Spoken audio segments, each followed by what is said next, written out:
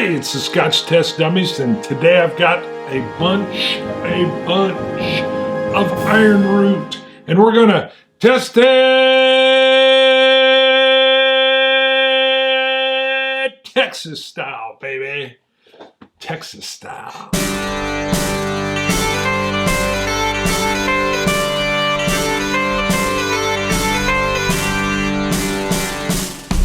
Now, I've been waiting on these, so Ironroot sent these to us a little bit ago, and I'm going to be honest with you, I was hoping Scott's palate, he had COVID, would be back, but he still is probably at like 30%, and he said, film it, just jump in there and film him. He didn't feel like his taster was at the point where he could dive in. So I'm going to break this into two different episodes. Over here I've got some Ironroots that just sounded very new and different to me, and one even has kind of a different label on it. So we've got Ironroot Esoteric, which is a 97 proof, 48.5 ABV. Then we've got Ironroot Tribarrel. Hello. And we may have talked about this when Scott and I were down there at Ironroot, but I can't remember exactly what we talked about or not. This is 127.6 proof. Hello. 63.8% ABV. Get you up. I don't know why I'm repeating. So that one seems extremely interested, and I'll probably flash some little pictures of these tabs up on the screen as I'm talking about them. And then Saints Alley Herald. Just going to tell you, I don't know what that is. 107 proof, 53.5 ABV. And, okay. Now, some newer versions of what I am kind of used to is the Ironroot Hubris. We'll do this later. And the Harbinger and an Ironroot Single Barrel Hubris. All right, so those are going to sit off. We'll do those later. I want to start with the lowest proof I have here, which is this Esoteric, and see what we have here. Now, one thing Scott did tell me is, don't drink them all. Don't come back later and say that one was great, and he'll go, my taster's back. Where's it at? Finished it. He said, don't do that. We'll punch you in the throat. I was like, woo, I don't want to get throat punched. So I'm only going to do small samples. And again, this is the Ironroot Esoteric, 48.5% ABV. So, okay, I get a little bit of like hard candy. It's like a sweet hard candy nose, if that makes any sense. I will add some water to this in a little bit. I got maybe a touch of, can't tell if that's rye or barrel char. There's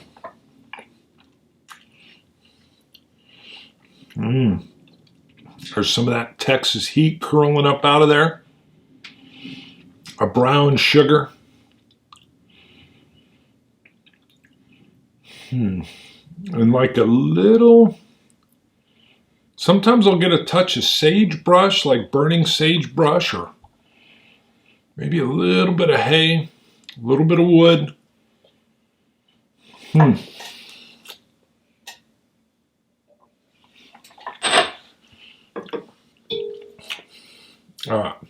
Yeah, brown sugar all over that.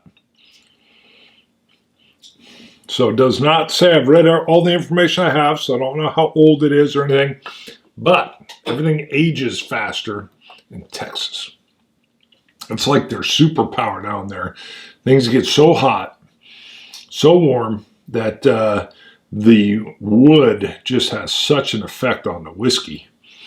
And I think it allows them to experiment and play a little faster than most too. So drop water didn't change much on the nose. I would still say that hard candy sweetness is kind of in there. Maybe some allspice, touch of clove, like real faint touch of clove.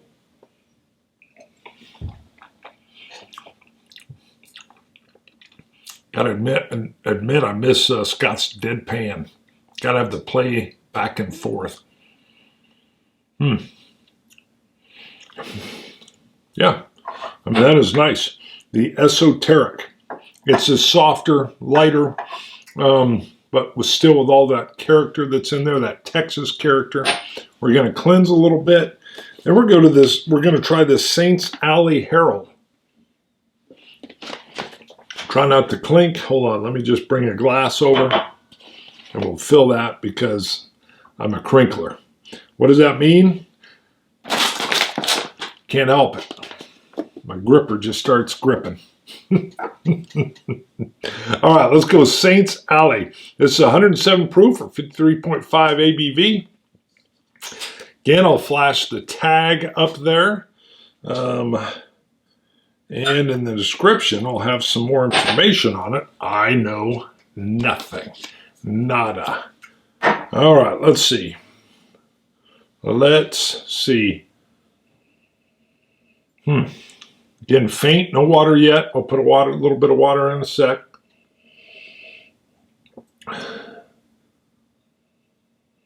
It's a little softer than I thought. Just on this note, again, I get just some light barrel char.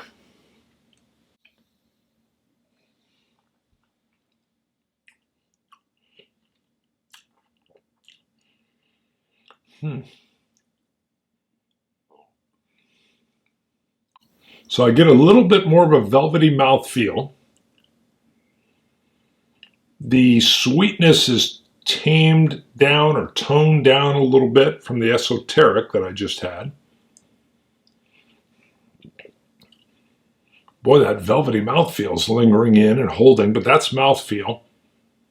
I've got those corn, like a drier corn flavor. A little bit of almost like a corn dust or a hint of a corn nut. Sweetness lingers in the background. Something else too, like a touch of popcorn and cherry all at the same time.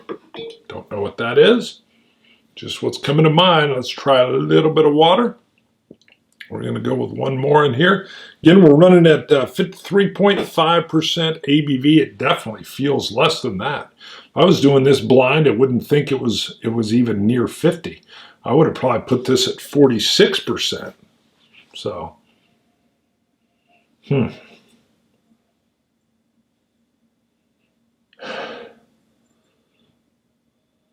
maybe touches of cherry. Brown sugar.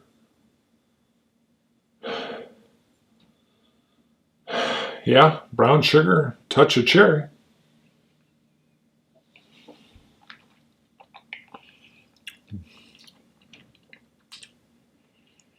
And the drop of water has made it a little more dry, a little more astringent.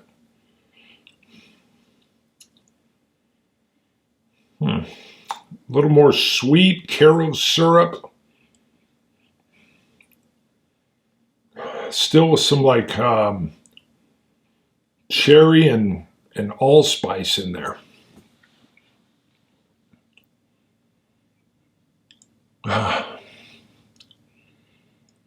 Yeah, like a not quite peppery. I almost said peppery, but not really. I would say allspice is what I'm getting there. Kitchen spice.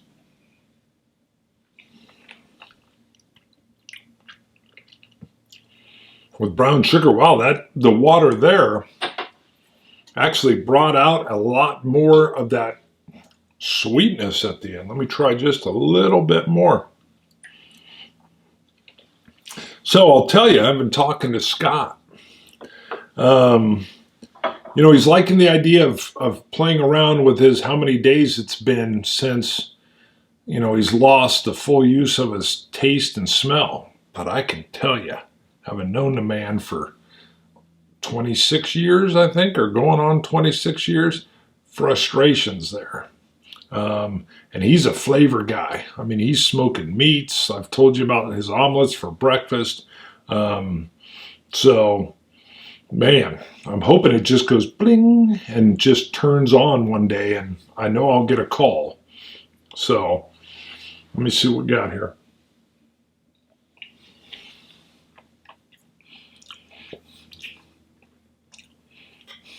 This one seems to keep opening up.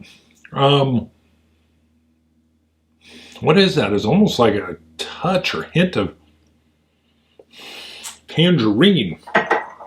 That's weird. I didn't expect that. I'm definitely getting a little bit of some citruses coming off of that now. I did not expect that to be coming in. Next, we'll go to this Tribarrel. I will tell you, Scott and I have been talking about as soon as we get a chance. I think he's still hoping his flavor comes back, his abilities. We want to go to Ironroot and visit again and talk to them about a few ideas we have that I'm not at liberty to talk about now. Hello. Thanks to everybody that's supporting, continuing to support. On that note, there's a little bit of paper in there. Clean that bad boy out. Look at that. Don't forget, not only is and I know Scott doesn't like to say it, but sometimes it bears reminding.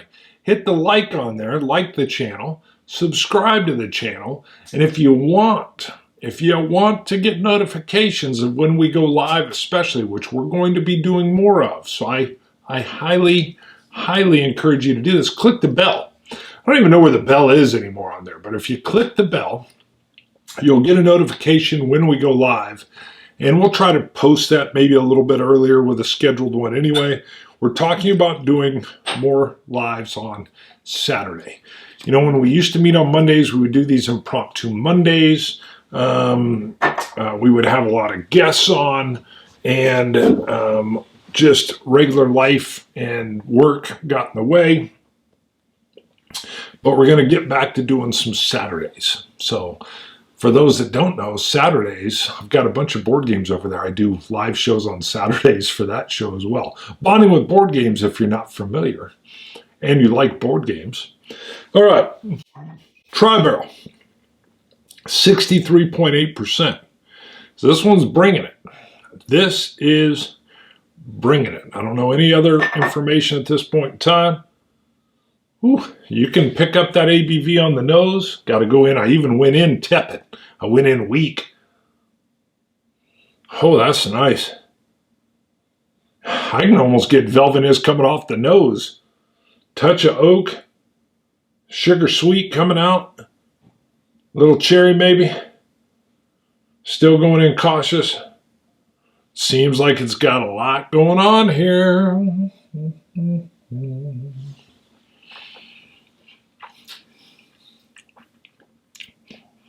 Ooh. Yeah. Oh my. What was that? A lot more barrel influence here, called Tribarrel, but okay, hold on. First of all, of course, great mouthfeel. I've got a lot more character here that I'm going to have to suss through. I feel like I'm picking up a little more rye. Wow, I don't know. Touch of the smoke in there, along with a more refined sweetness.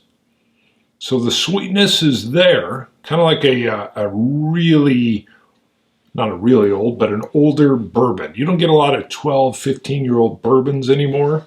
Maybe you do, but they're expensive. I feel like you're getting a lot of age on that, but that's the tricks here. Things age fast in Texas, folks, but hold on.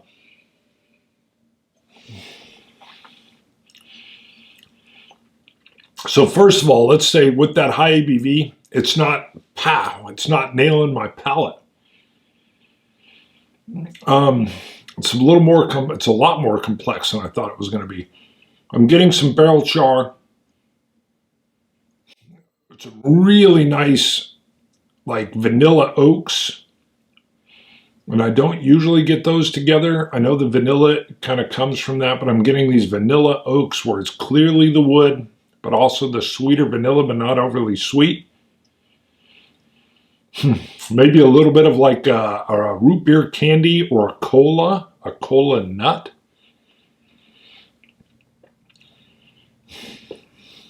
still kind of coating everything. Yeah.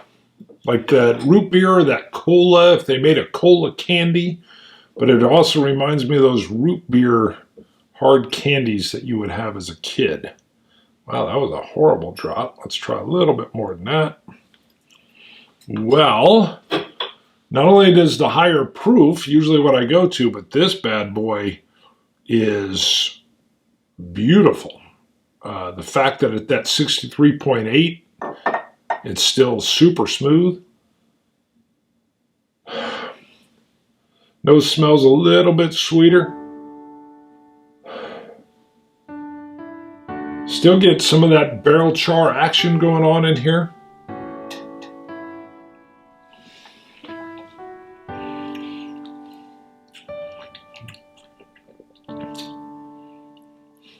Wow, I almost feel like the water made it a little more sparky, a little more lively.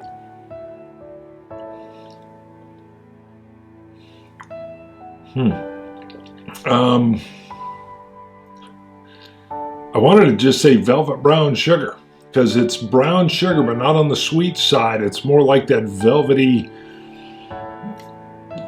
like velvet brown sugar. With, again, notes of vanilla and oak barrel char lingering in the background. I like this one. Man, that is good. All right. I'm going to come back and try these other ones. So these newer expressions of some that I've had, I believe, in the past.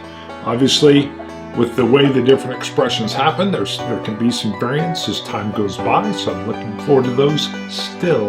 We will do those in a follow-on show. Scotch It! You Scotch gods. Kind of scared myself with that Scotch It. Cilantro and Dummies. See you guys. Bye-bye.